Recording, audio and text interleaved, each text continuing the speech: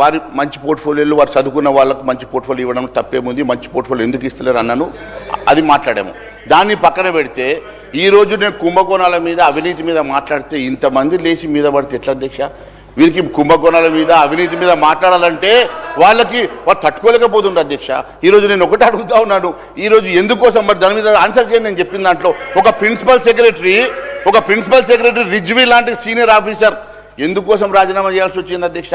మీ పద్ధతి చూసి తట్టుకోలేక రాజీనామా చేస్తే దాని గురించి ఎందుకు మీరు మాట్లాడతలేరు అధ్యక్ష? ఈరోజు ఒక హానెస్ట్ ఆఫీసర్, ఒక సిన్సియర్ ఆఫీసర్ కూడా ఈ రాష్ట్రంలో నిజాయితీగా పనిచేసేటువంటి పరిస్థితి లేదంటే ఇంతకన్నా దౌర్భాగ్యం ఈ రాష్ట్రంలో ఇంకొకటి ఉన్నదని మాత్రమే నేను అంటున్నాను అధ్యక్ష. ఈరోజు చట్టసభల్లో అధ్యక్ష అప్పర్ హౌస్ లోవర్ హౌస్ ఉంటుంది, కానీ తెలంగాణలో ఇంకోటి కూడా ఉంది అధ్యక్ష, కరప్షన్ హౌస్ అధ్యక్ష. ఈరోజు 3 హౌజులు అయిపోయినాయి అధ్యక్ష. ఇక్కడ ఈ కరప్షన్ హౌస్ని దాటుకుంటేనే ఎక్కడికైనా వెళ్ళే పరిస్థితి ఉన్నది అధ్యక్ష. ఈరోజు నేను చెప్పేటువంటి పరిస్థితి ఒకసారి ఆలోచన చేయండి అధ్యక్ష. ఈరోజు సీనియరు, సిన్సియరు, హానెస్ట్ ఆఫీసర్లు ఈ రాష్ట్రం నుంచి తప్పుకునేటువంటి దుస్థితి ఎందుకు ఏర్పడ్డదో దాని మీద మీరు ఒకసారి మేధోమథనం చేసుకోవాల్సిందిగా నేను సూచిస్తా ఉన్నాను అధ్యక్ష. ఈరోజు మరి ఒకవైపు భూ కబ్జాల పర్వం అధ్యక్ష, సామాన్యుడు సొంతింటి కళ ఈరోజు వాళ్ళు ఎంతో కష్టపడి కట్టుకున్నటువంటి ఇండ్ల అధ్యక్ష బుల్డోజర్లతో కూల్చేస్తూ ఉన్నారు. ఈరోజు ఆ భూములన్నీ జమ చేసి హైడ్రా పేరు మీదనో ఇంకొక పేరు మీదనో ఈరోజు మీరు కూల్చేటువంటి వేల కుటుంబాలను రోడ్డు మీద పడేసి ఈరోజు మరి ప్లాట్లను మీరు జమ చేసుకొని ఎవరికి ఇద్దామనుకుంటున్నారు అధ్యక్ష? ఎవరి ఖాతాలో ఇద్దామనుకుంటున్నారు అధ్యక్ష? ఎవరికి రాసిద్దామనుకుంటున్నారు అధ్యక్ష? ఆ భూములన్నీ జమ చేసి ఎవరి కోసం జమ చేయాలనుకుంటున్నారు అధ్యక్ష? ఈరోజు కొన్ని వేల మంది ఈరోజు ఎంతో కష్టపడి కట్టుకున్నటువంటి ఇండ్లు ఈరోజు సామాన్యుల ఇండ్లు కూలగొట్టేసి ఆ భూములన్నీ జమ చేసి ఎవరికి పట్టాలు చేసి ఇద్దామని చెప్పి ఆలోచిస్తా ఉన్నారు. ఒక్కసారి సమాధానం చెప్పమని అడుగుతా ఉన్నాం అధ్యక్ష. వారి అర్థనాదాలు నిలబడతలేవు అధ్యక్ష, వారి ఏడుపు నిలబడతలేవు అధ్యక్ష. ఈ రకంగా ఈరోజు ఒక కష్టపడి ఇల్లు కట్టుకుంటే ఇదే ప్రభుత్వం పర్మిషన్ ఇస్తుంది, ఇదే ప్రభుత్వం వాళ్ళ దగ్గర హౌస్ ట్యాక్స్ తీసుకుంటుంది, ఇదే ప్రభుత్వం కరెంటు బిల్ తీసుకుంటుంది. అదే ప్రభుత్వం వచ్చి మళ్ళీ ఇల్లు కూలగొడితే ఆ కుటుంబం రాత్రికి రాత్రి ఎక్కడ పోతుంది అధ్యక్ష? దానికి సమాధానం చెప్పరు అధ్యక్ష, దానికోసం సమాధానం చెప్పరు అధ్యక్ష. ఈరోజు ఎవరి కోసం జమ చేస్తున్నారు? ఈ భూములు ఎవరి కోసం జమ చేస్తున్నారు అధ్యక్ష? అంటే ఆయన ఇండ్లు కూలగొట్టా దేం చేసి అంటే పేదవాళ్ళ ఇండ్లు కూలగొట్టి మీరు ఎవరి కోసం జమ చేస్తారు ఇండ్లు? ఈరోజు నేను ఒకటే అడుగుతా ఉన్నాడు.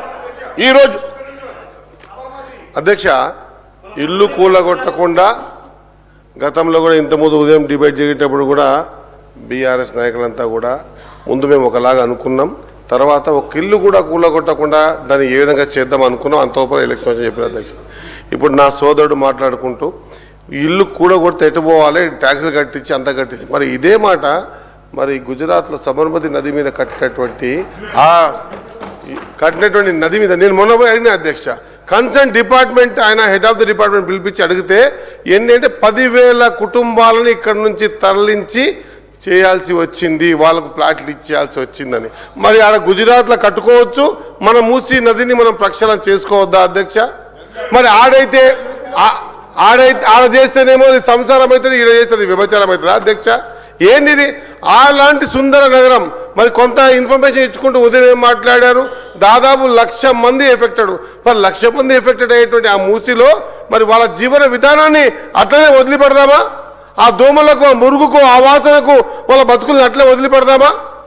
దీనికి కూడా కొన్ని గైడ్లైన్స్ తీసుకొని ఖచ్చితంగా వారికి ఎలాంటి ఇబ్బంది కలగకుండా మన మధ్యలో పోతున్నటువంటి జీవ నదిని ఖచ్చితంగా మనం పునర్జీవించుకోవాల్సిన అవసరం ఎంతైనా ఉంది అధ్యక్ష.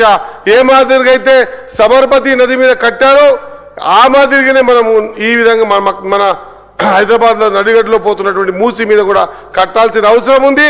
పేదోళ్ళ జీవితాలని కూడా వాట్ బెస్ట్ ఒకవేళ ఏమైనా అక్కడ తీయగలిగితే ఎంత తక్కువ తీసి మనం ఆ నది నిర్మాణం చేసుకోవడం వల్ల ఖచ్చితంగా ఇక్కడ నుంచి కింద నల్గొండ వరకు కూడా పోయి సస్యశ్యామలమయ్యి ఈ మురుగు మధ్యలో, ఈ కంపు మధ్యలో లేదా దోమల మధ్యలో బతుకుతున్న వాళ్ళ జీవితాల్లో కూడా వెలుగు నింపడానికి ఒక ప్రక్షాళన కార్యక్రమం తీసుకుంటే అధ్యక్ష, వాళ్ళు తీసుకున్నప్పుడేమో అది కరెక్ట్ అనిపిస్తుంది.